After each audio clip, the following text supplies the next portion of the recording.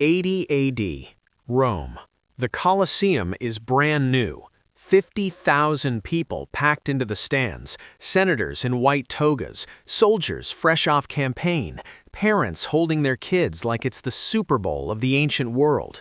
In the middle of the arena, chained to a wooden frame, stands a woman, naked, terrified, nowhere to run. And then they release a bull. But not to kill her quickly. No, that would be too simple. The guards roll out a wooden cow, a hollow mechanical replica. They shove her inside, lock it, and force the bull to mount it while the crowd cheers. Children watch. Lawmakers laugh. The execution is staged as a reenactment of the myth of Pasiphae, the queen who, according to legend, desired a bull. This isn't a horror movie. It's not some medieval rumor. The poet Martial was there at the Colosseum's grand opening. He wrote it down. We saw Pasiphae joined to the bull. The ancient legend received testimony under Caesar.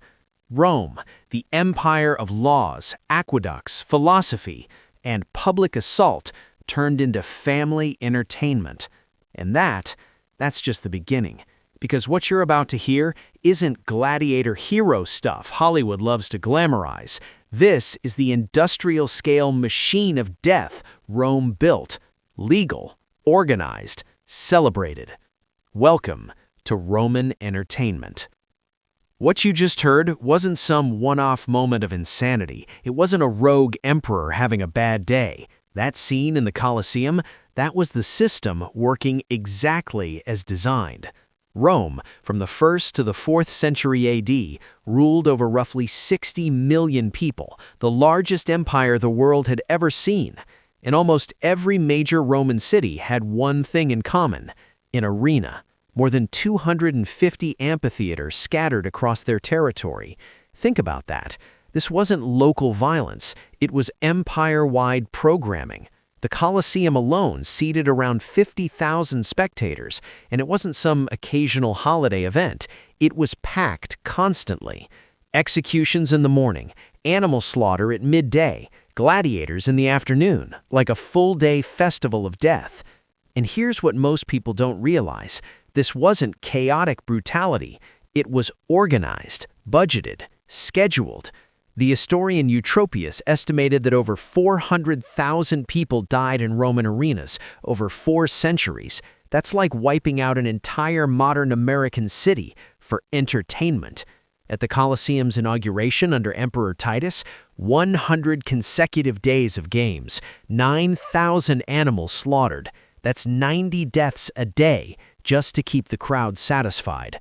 And then, Emperor Trajan celebrated his conquest of Dacia with 123 days of games, 10,000 gladiators, thousands of prisoners executed. Imagine the logistics, the cost, the planning. This wasn't madness, it was policy. The philosopher Seneca attended these spectacles and admitted something chilling. He said he went home more greedy, more cruel, more inhuman, because he had been among humans. That's how normalized the violence became. People betting during lunch on how long someone would scream before a lion finished the job. Because that's what the arena really did. It trained obedience through pleasure. You watch a man get torn apart, you learn what happens to Rome's enemies. You cheer, you become part of it. And once you're complicit, you're easier to control. And here's where it gets wild. If this was the system at its peak, how did it even start? How does a civilization go from funeral rituals to mass industrial death? So we just saw how the arena became this empire-wide machine of death. But here's the part that'll mess with your head. It didn't start as entertainment. It started at a funeral. 264 BC, 3 Roman brothers lose their father. Instead of flowers, prayers, or some quiet ceremony, they decide to honor him with blood. They bring 3 pairs of slaves into the Forum Boarium, basically a cattle market that smelled of dung and smoke, hand them weapons, and force them to fight to the death.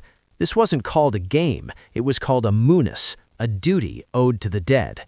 The tradition came from Rome's enemies, the Campanians and Samnites. They believed restless spirits needed blood to rest in peace. But Rome? Rome saw something bigger: power. Because here's the deal.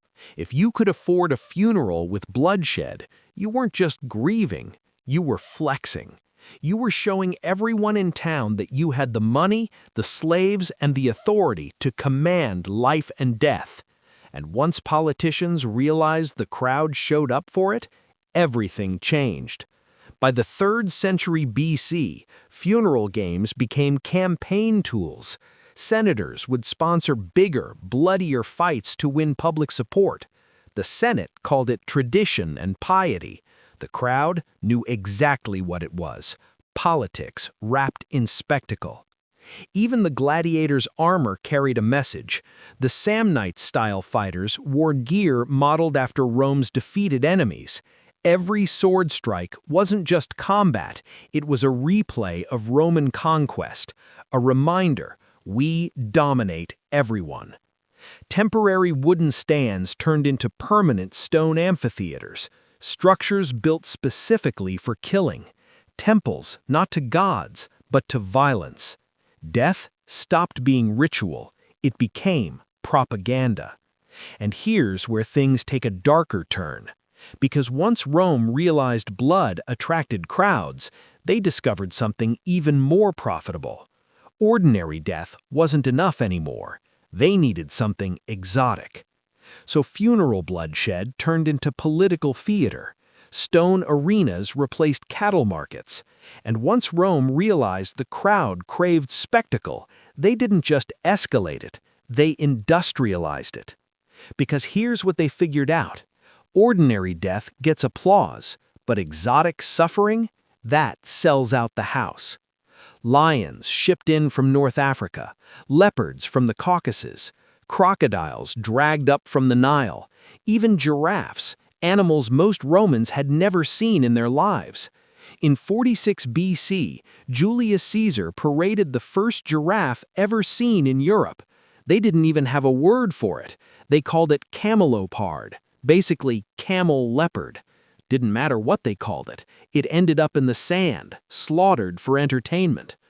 The message was crystal clear. If Rome could capture the strangest beasts on earth, it could conquer anything. These shows were called venationes, hunts. But let's be real, this wasn't hunting, it was execution of animals. At the Colosseum's grand opening under Titus, more than 9,000 animals were killed in a single festival, 90 per day. Archaeologists have found bones marked with signs of deliberate starvation. Lions and bears weakened beforehand, just enough to make the fight dramatic, but not enough to make it risky. Behind the scenes, it was brutal logistics. Caravans dragging cages across burning deserts, ships transporting animals down the Nile, handlers dying in the process just to deliver fresh blood to a city that demanded it daily. Pliny the Elder even warned that rare species were vanishing from their homelands. Rome wasn't just killing people, it was dismantling ecosystems. The Colosseum wasn't just a theater of death, it was an ecological wrecking ball. And yet, even that wasn't enough. Because killing animals wasn't as thrilling as watching imbalance, watching someone helpless try and fail to survive. And that's when Rome perfected something even more twisted. They rigged the fights. So now the arena isn't just about blood, it's about spectacle. Exotic animals are dying by the thousands. The crowd is hooked. But here's the thing about addiction. You always need a stronger hit. Even the classic gladiator matchups were engineered for cruelty. The retiarius fought with a fisherman's net and trident.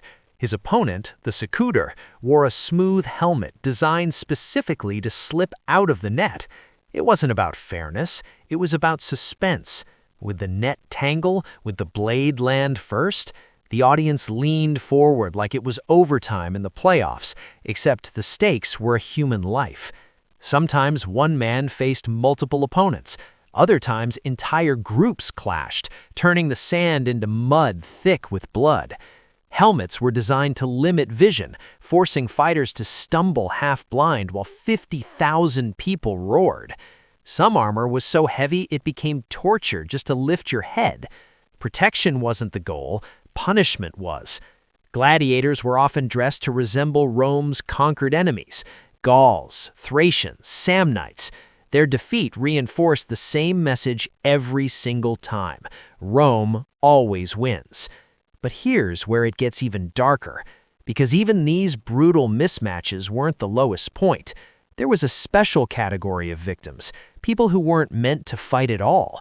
They were meant to die screaming, and the crowd called it lunch. So we've seen the rigged fights, the engineered imbalance, the illusion of competition where the outcome was never really in doubt. But that was just the warm-up. By midday, the gladiators cleared out. The real horror stepped in. The Romans called it damnatio ad bestias, condemnation to the beasts. Criminals, deserters, slaves, prisoners of war, Christians who refused to renounce their faith. They weren't fighters, they were props. And this wasn't chaos, it was scripted. Every execution was matched to the crime. Arsonists burned alive, thieves torn apart by wolves, traitors fed to lions. It played out like a twisted morality show where the moral was always the same: defy Rome, and this is your ending. Animals were deliberately starved before release. Bears chained in pits were goaded into fury. The tension wasn't whether the victim would die, that was guaranteed. The suspense was how long it would take. Would the lion strike instantly, or would it toy with its prey while 50,000 spectators placed bets? The philosopher Seneca watched these midday executions and confessed something disturbing. He said he went home more cruel, more inhuman, simply because he had been among humans cheering for blood. Think about that. The arena didn't just kill bodies, it reshaped minds.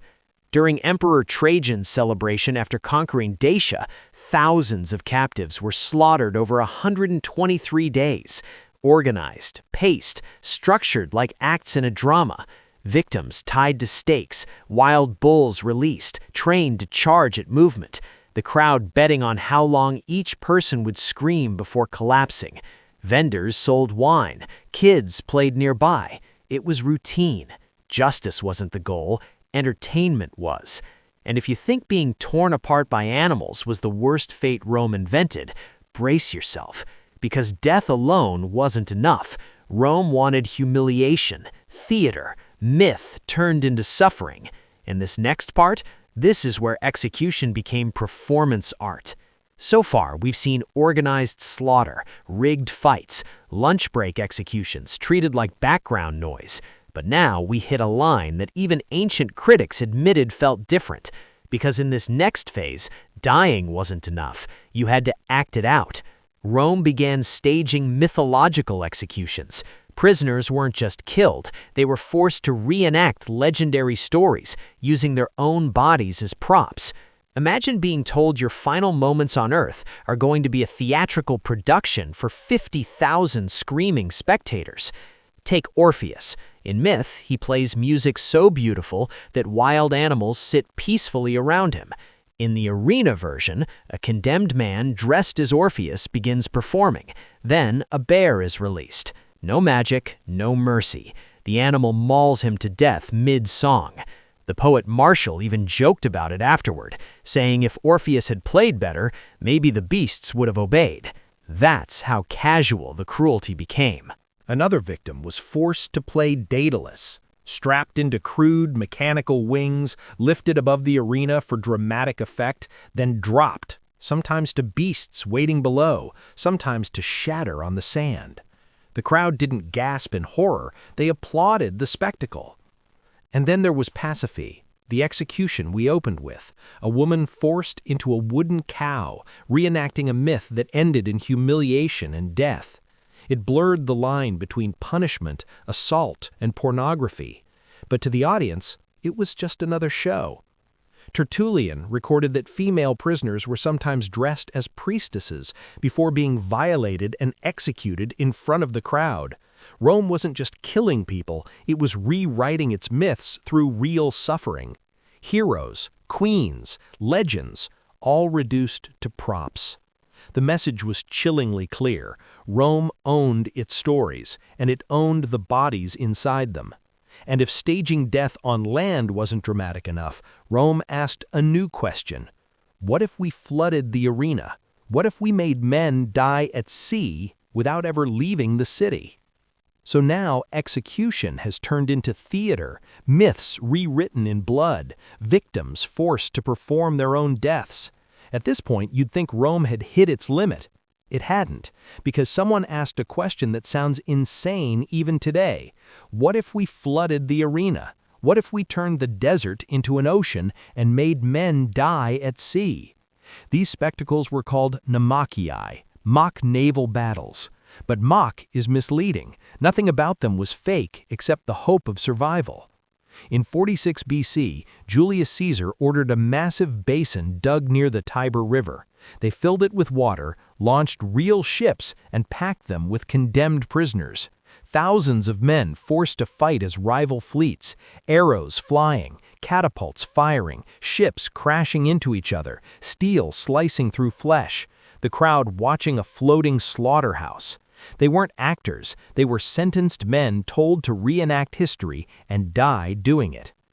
Augustus took it even further. In 2 BC, he built a basin nearly 2,000 feet long and 1,200 feet wide, fed by a custom aqueduct built just to keep the water level steady. 30 warships, thousands of prisoners, none expected to leave alive. The message wasn't subtle. Rome didn't just control land, it controlled water. It could create a sea where none existed. Nature itself bent to imperial will.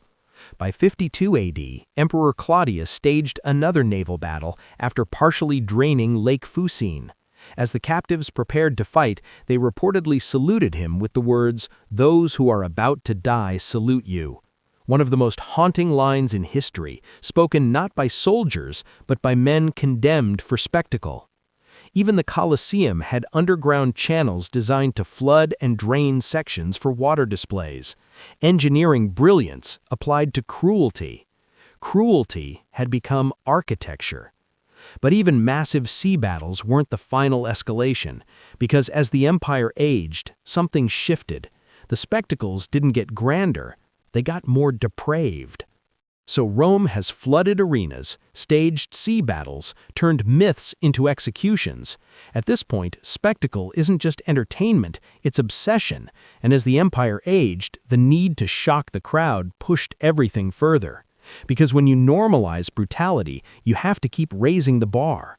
Women were forced into the arena, not as spectators, as fighters. Some were trained, others weren't. Sometimes they fought each other. Sometimes they were pitted against dwarfs or wild animals. The satirist Juvenal mocked the idea of female gladiators, but records confirmed they existed. Their presence wasn't empowerment, it was exploitation, another boundary erased for applause. Then came the living torches. Prisoners were dressed in pitch-soaked tunics and set on fire as night fell over the arena. Tertullian described them as human lamps. Imagine that scene. Flames licking into the dark sky, smoke curling upward, vendors still selling wine, children still laughing nearby. Execution blended into ambiance.